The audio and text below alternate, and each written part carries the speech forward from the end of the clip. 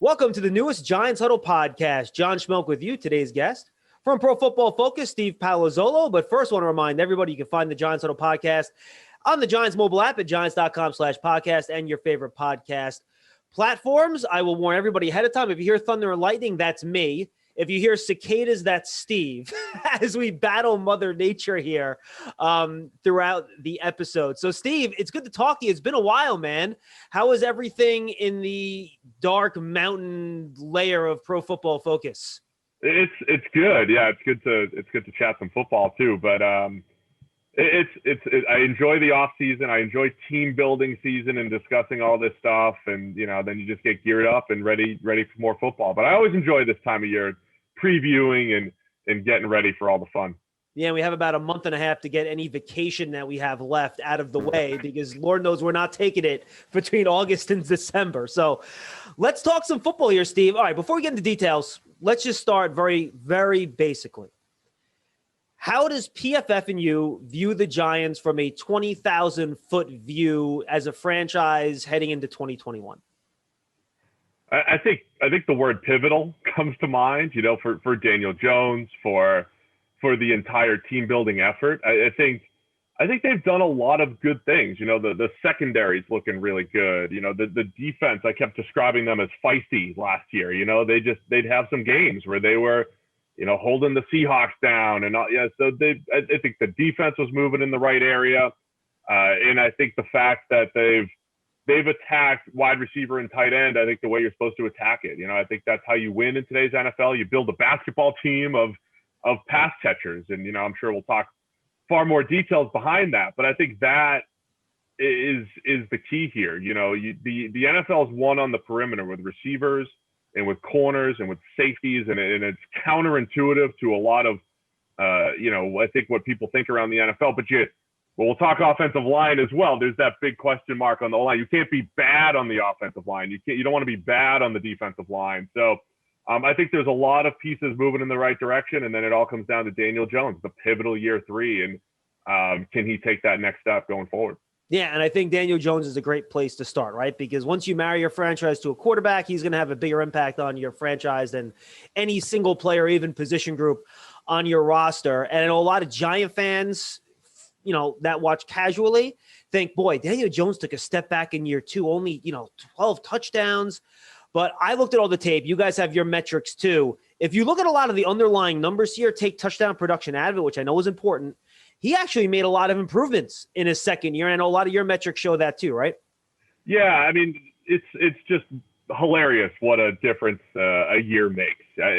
We didn't want to temper expectations a year ago at this time because Giants fans were excited about what Daniel Jones did in year 1. It was 3 games with 4+ touchdowns, no picks. He had one, the 5 touchdown game in there. So there were some big games. And then last year, the stats weren't as good. And our PFF grades actually said last year he was better than his rookie season, which sounds crazy. But I think it highlights the importance of supporting cast. It highlights the importance of receivers, playmakers, offensive line. He was under pressure more than any other quarterback last year. And that's a factor. He had the same number of big-time throws by our numbers, actually a higher percentage in 2020 versus 2019. Touchdown production does tend to fluctuate. It's not always a quarterback-driven stat. So my high-level view of Daniel Jones is actually he hasn't changed much from what we've seen coming out. I compared him a little bit to Nick Foles when he came out, and that was in both a good and a bad way. I thought Nick Foles, he went on that Super Bowl run when you had that beautiful offensive line and playmakers and play calling. It all came together, and Nick Foles is just aggressive, and he's going to throw the ball when he's under pressure, and he's going to take a hit and make plays that awe you, and then plays where you're just scratching your head. And I think Daniel Jones still has elements of all of that. So it all comes down to that supporting cast. Like 80% of NFL quarterbacks are really a product of what's around them. So I wasn't overly encouraged by Jones after his rookie season. I'm not overly discouraged by his second season. I think he's the same guy. And if the offensive line can just, hold tight just a little bit more, I think he's in his best situation from a playmaker standpoint. All right, 2 areas of the game I want to lock in on. One is, and this is one of my favorite stat that you guys do, is turnover-worthy plays. because a quarterback can have 8 dropped interceptions in a year and the stats don't show it. A quarterback can have 3 passes deflected for an interception. The stats don't show drop passes that go right to defenders. And on the other hand, you can have years where it fluctuates, but your turnover-worthy play stats, you credit quarterbacks for sack fumbles. That's their fault, ones that aren't. I think it's a great stat. And it wasn't quite in half, but that number for Jones did drop pretty significantly in his second year, according to your metrics. Yeah, it did. And the interception totals don't show it. In year one, a big chunk of them were fumbles. I forget, was it 16, 17 total fumbles that he had that year? And the way we do it is we say, look, sometimes they're unavoidable, right? You got left tackle gets whooped and you get strip sacked in your throwing motion, and it's a fumble, but it's not your fault. But Daniel Jones had about 10 or 11 that were definitely his fault in year one. And, whether your left guard recovers it or not, it's still a bad play. It's still a bad fumble. So that was a big part of his grade not being all that great as a rookie. So he had 32 total turnover-worthy plays. That includes misreading linebackers, throwing the ball to a linebacker, underthrowing it, and a corner having a shot at an interception. Whether they pick it off or not, it's a bad throw. And that was what Jones had a bunch of those as a rookie. But a lot of them were holding the ball too long and just poor ball security in the pocket. But yeah, he almost cut him in half last year. But again, the interception totals were about the same, right? I mean, you're in that same range, and it doesn't always show up on the stat sheet. But yeah, turnover-worthy plays have proven to be a more consistent number than, say, interception rate and other numbers that are used. So that, I would say, is a good sign for Jones that he did, overall on a play-by-play basis took better care of the ball last season.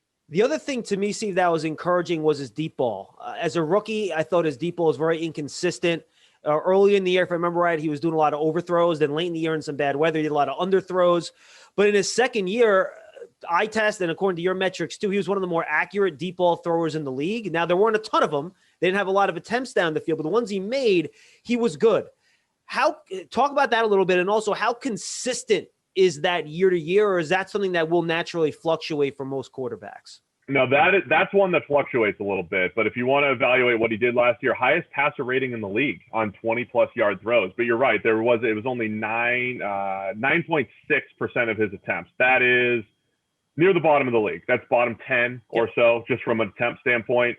So, just from a football sense, they were opportunistic. They were few and far between. It's not as simple as just, chuck it left and right. But he was efficient throwing the ball down the field. And that was, if you look at his last year at Duke, before he got hurt, those first 3 games, he played Army, he played Northwestern, and he was incredible. Deep post, touch, and he showed a really good deep ball. So I think the answer is somewhere in between his rookie. He flashed some of it his rookie season as well, but somewhere in between rookie season and last year. So yeah, that stuff does tend to fluctuate a little bit, but it's also somewhat dependent on your receivers. Sure. So when you have a Darius Slayton with his deep speed, when you have a Kenny Golladay with his contested catch ability, those guys will start to influence those deep ball stats as well. So if you've got the playmakers, a lot of times you can be productive throwing the ball down the field.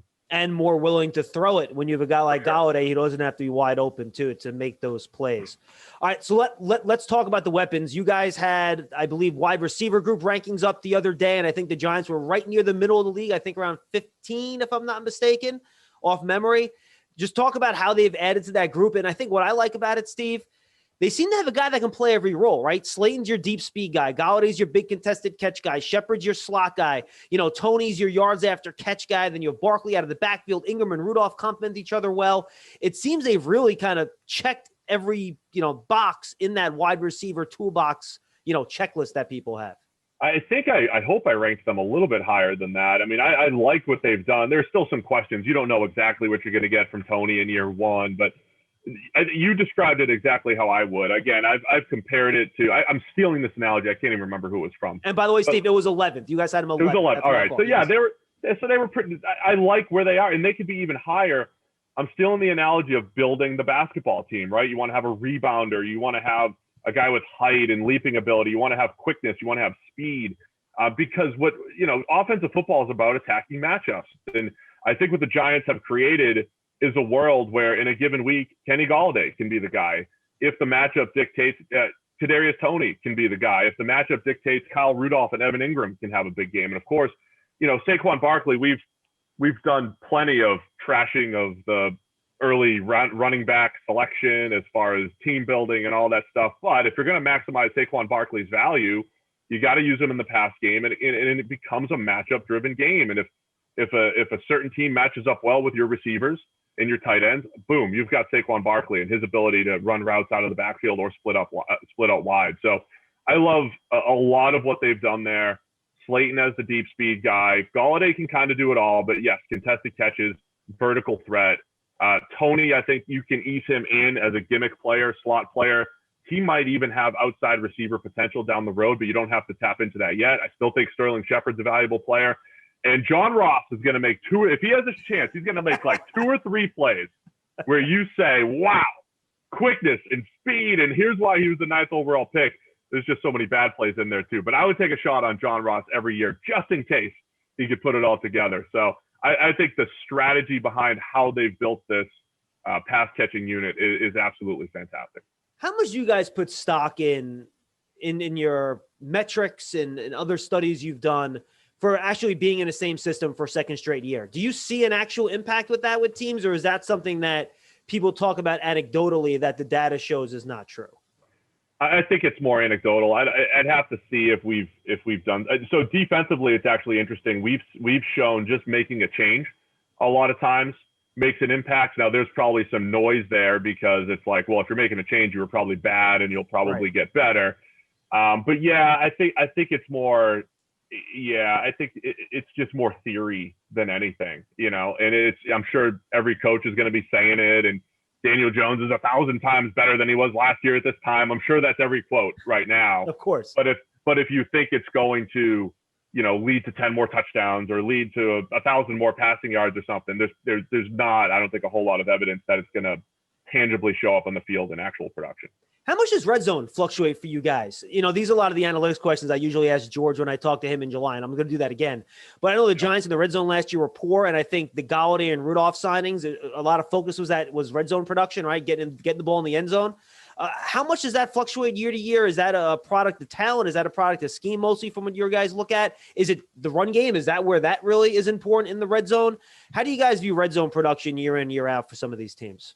So quarterback performance, I think, fluctuates. Yeah, I think anything that is really a small sample size does tend to fluctuate. So red zone, of course, I mean, it's what, 1/10 of the game or whatever as far as your snap. So that will absolutely tend to fluctuate. And I think what happens is the game of football is having answers, right? And like I was saying earlier, if Golladay and Slayton and Tony are taken away, your answer is, you know, tight ends and Barkley. And I think that's what the red zone is.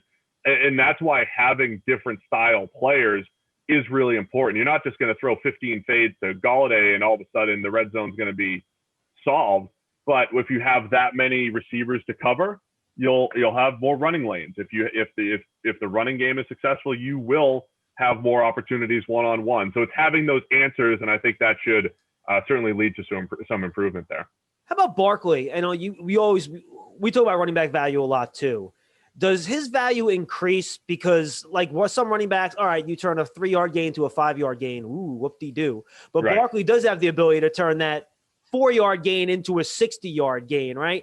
So does that add a little punch there? And does that impact other areas of the offense as well when you have that big play running back that can be maybe more explosive than, say, even like an Ezekiel Elliott, who's more of a ground and pound type of guy? Oh, I absolutely think so. You know, if I was going to invest in a running back, I either want a guy who's an absolute mismatch weapon in the pass game, or a guy who could take it to the house. And that is where we saw that in Barkley's rookie season. And his rookie season looked a lot like what he was at Penn State. He's going to have negative runs. He's not necessarily a maximize your run blocking type of guy, but if you block it up, he's going 60, right? And he has that ability. And Todd Gurley was similar early in his career. If you look at the fluctuation in Todd Gurley's production, it was like, if the Rams play calling was bad and their offensive line was bad, where's Gurley? He's averaging 3.5 per carry. But once they blocked it up, he wasn't the same explosive big play threat, but once they blocked it up, he's a one-cut guy who could be efficient and move the chains and be a really good running back. I think Saquon has a ton of that, right? Pass game, run game. And so the run blocking might not be better this year, but Barkley always felt like the guy in the right year. When you have that great run blocking offensive line and it all comes together, he's going to have 5, 6, maybe 7 of those 40, 50, 60-yard runs, and he's going to have that 1,800-yard season and catch a ton of passes. So, yeah, I think all of that ability is there, and I would rather have the explosive playmaker who's a pass game weapon than, say, a Zeke who's grounded out, ground and pound type of guy.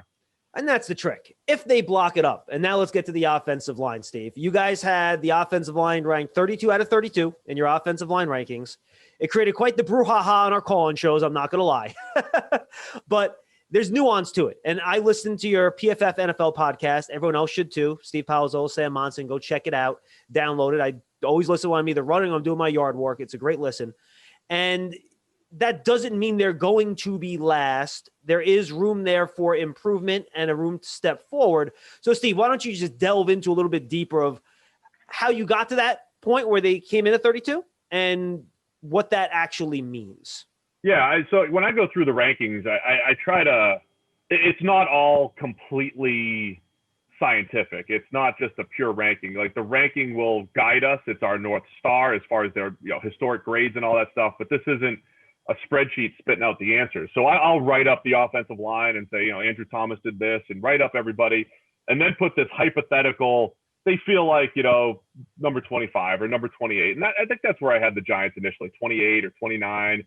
But then I had other teams higher than that, and you sort it all out, and it's like, all right, the Giants are last in the rankings. And it's just, where do you feel confident that they will have success? And I don't know if you have a spot along the offensive line where you feel confident. Now, of course, it's the offseason, it's June, and I'm going to give the positive outlook, the one that the fans want to hear. I'll explain how that's going to happen. Andrew Thomas started out slow. He got better as the season wore on. So we also liked him quite a bit coming out of college. I expect him to be better.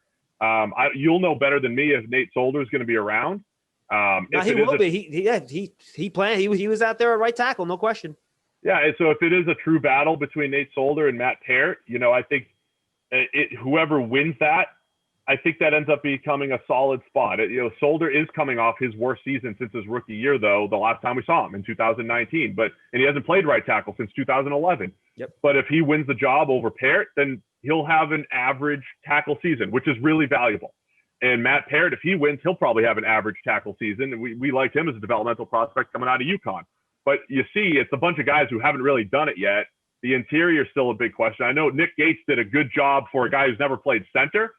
But in relation to other centers in the NFL, he was still a bottom-tier center last year. Zach Fulton has played average football in his career. Again, it's valuable, but it's an average player amongst a bunch of other question marks. Will Hernandez has been a bit of a disappointment at left guard, and Shane Lemieux, when he played last year, was well below average in our numbers. So there's nobody on that line where you're saying, this guy's good, this guy's definitely good, and then there's a couple question marks. It's literally 5 genuine question marks up front, so it's really tough to put them above other offensive lines. And if you take the positive outlook for the Giants, I got to do it 31 other times for every other team, and they're just looking better right now.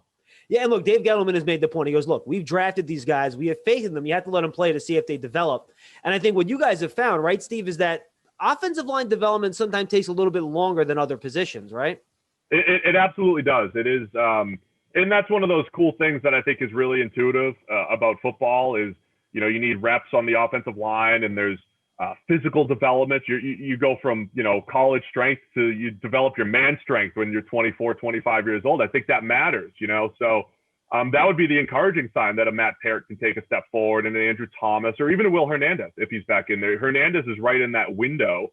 If he does get the opportunity to play, he's right in that window where guys take, they take jumps forward. So there is a lot of youth, and we've seen that happen in recent years. Again, it's just, if you're playing the odds, you got to go with the evidence that you have. And, the evidence is a lot of questions so far. How do you guys balance run blocking with pass pro? Because I feel like the Giants did run the ball decently, especially the second half of the year, and their pass protection got better. I know you value pass protection more, obviously, but when you do these rankings and you come up with your composite grades and they're split between run and pass blocking, how do you guys kind of bring that all together to come up with your final grades?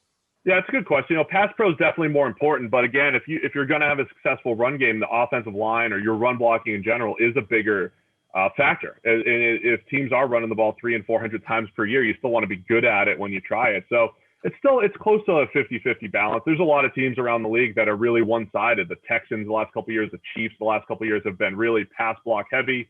other teams better from a run blocking standpoint. So, a part of it is balancing what teams try. The Titans run the ball a ton, the Ravens run the ball. So a lot of it's how often you're doing it, but most teams are trying to get that somewhat balanced offense. So you kind of factor in both as much as possible. How seriously do you guys take improvement at the back end of the year? Like Andrew Thomas, for example, first 8 games or so, it was not great. It was not great.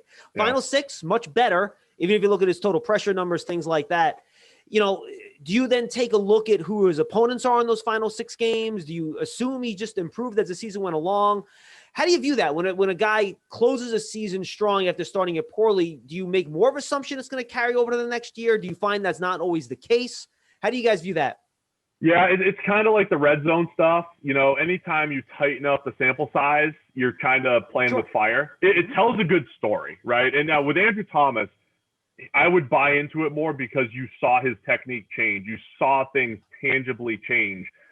So I would buy into it a little bit more. But I'll tell you where we screwed up in the past is Sam Darnold, right? I mean, there were offseasons. Sam Darnold, Geno Smith, the Jets. The Jets are like, they always have the best quarterback play in week 17. Geno Smith was like Mr. Week 17. He'd always finish the season strong, and you have this offseason optimism. And Darnold had a stretch, either his rookie season or his second year, where he was, one of the better quarterbacks in the league over the last 4 weeks. And it's easy to think, oh, he must be getting better and better, and it's going to carry over to next year. And it didn't matter. It was just a small piece of a bigger sample size. So I think it's a dangerous thing to do sometimes unless you have tangible evidence of something that changed. And I think Andrew Thomas would be an example of a guy that maybe I'd buy into it. But overall, generally, it's a little overrated. What on Shane Lemieux specifically? How much, Steve? Because you watch Shane Lemieux during a game. I feel like he handles stunts well. He's a smart player, but he always has 2, maybe 3 reps per game where it's just a whiff. And the 3 technique just, whoop, like it's almost a no-hit or no contact. How quickly do just a couple plays like that for a guard sink his overall grade with the way you guys look at this stuff? It's a lot. And this is where we might argue with, offensive line folks and offensive line gurus and say, well, this guy was great except for 3 plays.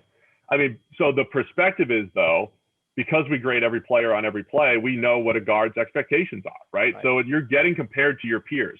So if you get whipped by the 3 technique 2 and 3 times a game and quickly, that happens maybe once, probably half a time, on average. So it happens 8 times a year for the average guard. So if it happens 3 times in a game, how bad is that? So it's all about perspective. It'd be like saying, well, the quarterback was great. He just threw 3 interceptions. Well, 3 interceptions in a game, we know for a quarterback is not a good number. You multiply it by 16, it's 48. We know that's not good. So that's the issue, I think, at guard is your peers are giving up 2 pressures, 3 pressures per game. And I'm looking at Lemieux having 6 and 7 and 4 and 3 and other losses in there. So yeah, that is a part of the issue with guards and centers. When you give up a high number of pressures, there's a lot of guys around the league who just aren't doing that. Final question on the offensive line, because we talk about this a lot too. You don't have to be a top 10 offensive line. Just don't be a bottom 7 offensive line. Get out of that bottom quartile and you'll be okay. And you're right. The Giants have a lot of unproven players. They're counting on young players to improve, which can be dicey. Some guys improve, some guys don't. The Giants had guys like that. They were named Eric Flowers and Bobby Hart. They kept putting them out there. Didn't get any better. They hope it's going to be different with this group. So how do you view the veterans? You mentioned Solder already, and I agree. He's a solid tackle. Behind those young guys, they have Wiggins, they have Zach Fulton. Wherever it comes down to it, and they're like, all right, these veterans got to play. Is that going to get them to the point where they're good enough to function, or is that functionality still going to be a question?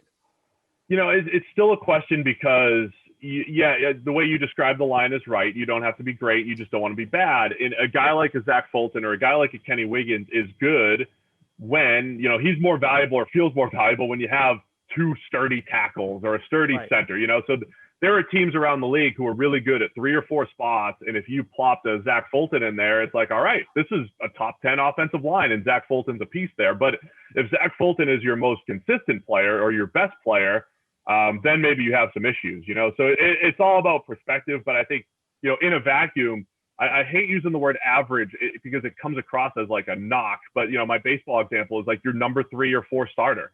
That guy is extremely valuable. You used to want him to throw 200 innings. Now it's probably 150. But you used to want him to eat up innings and just not get lit up too often. And that is extremely valuable, and those guys make a ton of money. the average guard or average tackle in today's NFL is extremely valuable because you just don't really want to have weaknesses along your offensive line. We're joined by Steve Palazzolo, PFF_Steve. Steve, let's jump to the defense very quickly here. I feel like the Giants have kind of taken the PFF defensive building strategy and really embraced it here. They're focusing on that secondary. They're looking not to have any weak points in that back end. Yeah, exactly what I said about the offensive line, right? Because the offensive line, if they have a weakness, the defense can attack it. Same thing with the secondary. You know, if you have a weak corner, you can be attacked. So they have done a really good job of, I would say, not completely building back to front. We know they've invested a ton in the big guys, but, you know, James Bradbury was fantastic last year. I love the Adoree Jackson signing. I love a lot of signings on injury risk guys because I guess I'm always, you know, Mr. Optimism this time of year.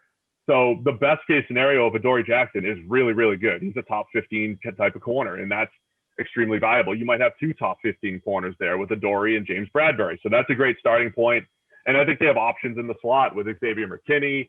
I loved Aaron Robinson coming out of the draft and what he can do as a slot corner. I love the flexibility of a Logan Ryan just being in the secondary and being more Darnay Holmes too from last year. Yeah, Darnay Holmes. I mean, to me, you throw a ton of resources at the secondary because you need depth. You need depth just to handle injuries, but you also need 5 or 6 guys out there in a given time that are just solid in coverage, can run multiple coverages, and I really like the way the Giants have done that over the past couple of years. And they've missed on a DeAndre Baker, and they've missed on corners, but the strategy is sound. Draft corners, sign them, and you shuffle it all up. And as long as you get 5 or 6 good players, you're in a good spot. I want to talk to you about coverages. How do you guys, is there a uniform way to view decisions to play man more or zone more in the NFL, Steve? Does one defense lend itself to a certain style opposed to another? Is one generally more effective than another? Because the Giants last year, I think Patrick Graham, given his history, we all thought he'd be a more of a, man-to-man defense guy, given what New England and Miami does. To his credit, I think he saw, oh boy, we don't know who our second cornerback is. Playing a lot of man-to-man is probably not the best idea. And he went to his own heavy scheme and it worked. But I think with Adoree Jackson now, maybe he swings back. So my rambling question, I guess, ends on this. From a broad perspective, zone versus man, how do you guys view those decisions, the impact of those coverages in general when you view NFL defenses? I think what we found is a lot of things that the NFL knew already, and the numbers started to back it up. So, they're not zone versus man. One's not better than the other. If one was better, every team would do it. Sure. I do look at man coverage like if you can pull it off, if you have the horses, so to speak, and Patrick Graham, good job, saying we don't necessarily have that. If you have the horses, it's tougher to complete passes. So the broad view is if you play man coverage, you're generally going to give up a lower completion percentage, but there's more boom or bust to it. If you get beat in man coverage, it's a 15-yard gain, 20-yard gain. Zone coverages, you can force more turnovers. You're generally going to allow shorter completions, but a higher completion percentage. So there's that general give or take. I like to theorize, like if you could have a team that could play zone on early downs, maybe force some turnovers, and then man up on third down, because you just need an incompletion on third down. It's essentially for a turnover. You just need an incompletion. So I think any team that has that flexibility, to me, the NFL is always about flexibility and matchups. It's not like we're just going to play cover 2 all the time. If you have the horses to man up against good offenses, if you can game plan from a week to week, that's a very Belichick thing. We're going to game plan differently. So I think that's, the crux of it is adding flexibility and adding those guys that could play zone, that could play man, and being able to adjust throughout the season is the best case scenario. But yeah, there's definitely some strengths and some weaknesses to just the general premise of man versus zone. One thing I do like, Steve, is teams that can play those 2 safeties deep. And I think we saw that with the Rams last year. And I think the Bears did that for a long time. And when you can have those 2 safeties deep and prevent those big plays, it makes it really tough on offenses these days to slowly matriculate the way down the field. And I thought the Giants were able to do that last year too, where if you can start in that 2 safety shell, A, you can disguise better, but B, if you can prevent those big plays, it just makes everything defensively so much easier. Yeah, it's huge. I mean, if you're talking NFL trends, you want to defend the run. You don't want to be bad against the run. You just don't want to sell out against the run, right? 20 years ago in training camp, week 1, oh, we're going to stop the run, and that's what we got to do first, and it's the most important thing. And now it's we want to stop the pass, and then we hope we stop the run. We hope we could stop the run with as few bodies as possible. And that's where guys like Dexter Lawrence and Leonard Williams, and even adding a Danny Shelton, those guys are extremely valuable because you don't have to bring those safeties down in the box. So that is one of those NFL trends. The Rams were a perfect example of a team that creatively was effective against the run, but most importantly was really good against the pass. That is how you want to play defense. If you stop the run too well, teams are going to pass too much on you, and that's bad. It's bad for slowing down offenses. It just is. So, my ideal offense is 2 high safeties and being able to just switch up coverages and do what you can there and play the run with as few bodies as possible. And that's, I think, the trend in the NFL these days. Now, I don't think this was on purpose. I think it's just because there wasn't one available, but the Giants have approached their pass rush without an elite edge rusher. They've focused on Leonard Williams inside, Dexter Lawrence, you mentioned him, Lorenzo Carter, Oshane Ximines. They've thrown numbers at the problem at the edge rusher position, but they don't have the guy. How do you guys view the importance of having that big time edge rusher? I know generally we've talked a lot about the coverage versus pass rush deal, but edge rusher specifically, I mean, how essential is it for an effective defense to have guys that can win against those offensive tackles one-on-one, which the Giants, I think, are still trying to figure out if they have that guy? Yeah, I think a lot of it depends on what you're going to run defensively. So I imagine if you had George on the show all the time, he would just say, hey, coverage is more valuable than pass rush. I think that the nuance behind that, though, is if you're running a Seattle system or an old Lovie Smith cover 2 system and you rely on a 4-man rush, you can't have a bad defensive line. And I think the smart defensive coordinators are stealing a page from a Belichick or what the Ravens do. If you don't have dominant one-on-one pass rushes, you have to scheme it up, and it becomes a 5-man pressure game, and it becomes creating a little bit of indecision and scheming up, free runs for linebackers and various things like that. So, I think it depends, on what type of scheme you're running, and I think the Giants probably have the personnel where they have to do more of that, right? And they might be able to play a little bit more man, have those 5-man rushes, have those add-on blitzes, and just try to speed the quarterback up enough. But if you're going to attacking with volume, I think is okay. And you just hope that a guy like Ojulari, he has that potential. You hope that he takes that step forward. You get 2 or 3 guys that are at least competent rushing off the edge. Because if you have dominant players, it allows you to do the old 4-man rush stuff that like the Niners were doing a couple years ago. But clearly the Giants, I think, have to get creative. How do you view Leonard Williams' breakout year, Steve? 11.5 sacks. I don't think the underlying metrics, define that, you went from 3 sacks to 11.5. Like, you look at pressures and stuff, it doesn't, mix necessarily. And I've warned fans, don't expect double-digit sacks again. It's just really tough for defensive tackles to do. But how do you view the breakout season for Williams and what the expectation should be after he's gotten now his big long-term contract? Yeah, you've listened to us enough, John, so you know the answers here. His pass rush grade for us has been extremely consistent. He's graded between 65 and 72 as a pass rusher. That's a good pass rush grade. And in NFL, sacks they tend to fluctuate based off opportunities, based off what your teammates are doing. So I honestly don't think Leonard Williams as a pass rusher was any different last year than he was the previous year. He was essentially the same guy, and for lack of a better term, stumbled into 11.5 sacks. And that's not a knock on Leonard Williams. He's a good, solid player. I'd expect the same.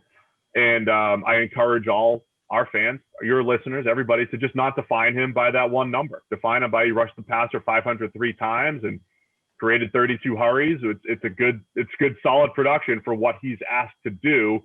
But this year he could have the same performance and stumble into 5 sacks. That's just the nature of it. So Leonard Williams has been one of the most consistent players in the NFL since coming in 2015. All right, Steve, 2 other big picture questions before you say goodbye. We've been trying to figure out what coaxed Dave Gettleman into trading back for the first time. The Daniel Jeremiah theory has been floated, with the whole NASCAR left turn thing. Maybe you guys managed to get him to Cincinnati and locked him in the room and talked to him a little bit. You guys have always liked his drafts and how he's evaluated plays. You've always been high on that, to be fair. What did you think about his draft this year and acquiring all those extra picks and a couple of trade downs? It was awesome. I mean, it was to see some of those moves. I think I think part of it is, the computer folks that he has hired. I think there's probably at least some influence and conversation there. I think the trade down in round one was fantastic. It was smart. I also think there's this element of they knew they weren't drafting a quarterback, so you have a little bit more flexibility there, right? And so a lot of it is, even if he's an old school scout, so to speak, you're still kind of playing your board. If you're sitting there at 10 and it's like, well, I don't have a big difference between this guy and that guy, I could take that chance and trade down. It's easier to do that when you don't need a quarterback. So I think that, and if you're a Dave Gettleman and overall you feel like you're a good scout, you should feel good about, I want to trade down more. I want to take more shots at it. I'm good at this thing, So I don't have a specific theory with it other than it felt like he knows that they needed depth, right? This has been a multi-year rebuild. You need more shots at it. And I think that just kind of came to a head this season. All right, final question. Giants in the context of the NFC East, Steve. We know last year was just a disaster in the division. Washington won it by default. They won enough games. I'm not taking anything away from them, but when you don't finish 500, you win the division. It is what it is, right? How do you view this division in 2021, where these teams are, where they're heading? Is it as open as a field as it looks from the outside? Your thoughts on the NFC East in 2021? Well, I think it's going to be better. I think Washington has a stabilizing factor in Ron Rivera. I think you saw that they did not have a great roster going into last year, and all of a sudden it's like, wow, Ron Rivera is, pretty good. He's elevated his teams throughout his career. So I think they'll be, just a tough team year in, year out, no matter what happens with their roster. Dallas has to be better with Dak and a lot of their offensive line back. So sure, Dallas should be better. It's just a matter of their defense. Can Dan Quinn just get their defense back to just middle of the pack? They were really bad last year. Giants took a step forward, obviously, everything that we've talked about, feel good about everything defensive, a lot of their defense, a lot of their playmakers. So I think the Giants are right there in the mix. And then the Eagles the Eagles could go anyway. I know they're in a rebuild, right? I mean, I know they're starting over. They feel like they're starting from scratch. But if Jalen Hurts is legit, then all of a sudden they're dangerous. I don't know that that's going to happen, but I think, Jalen, when you have a quarterback that's going to run the ball as much as he does, it does kind of just raise the floor of the team. So they feel like they're in the rebuild, but it doesn't mean they're going to win 3 games. They could be a 7 or 8 win team and still just be tough. So I think it's a much better division around, all around if everybody stays healthy. I do think a lot of those teams did get better, or at least can maintain status quo. So I think the division's much better than it was a year ago, for sure. Steve, tell the folks where they can find you, all the stuff you guys do at PFF, your subscriptions, anything else you want to get out there for us. Yeah, so first off, PFF.com, all of our Elite and Edge subscriptions, that's exactly what you need. This offseason, fantasy betting, just overall NFL analysis, PFF Elite's the best one there. And then the PFF NFL podcast, my co-host Sam and I, we talk about all this stuff, always, ranking the Giants 32nd, but giving you the positive slant on their offensive line. It's all on the PFF NFL podcast. Make sure you guys go check it out, Steve. We love the work you guys do. The data's tremendous. It gives great perspective. Thanks so much for the time, my friend. You got it. Thank you, John. Steve Palazzolo from Pro Football Focus. We thank you for joining us on the Giants Huddle podcast. We'll see you next time, everybody. And by the way, we recorded this last week, so if there's a list out we didn't talk about, that's why. Don't yell at me on Twitter. For Steve, I'm Schmeelk. We'll see you next time, everybody.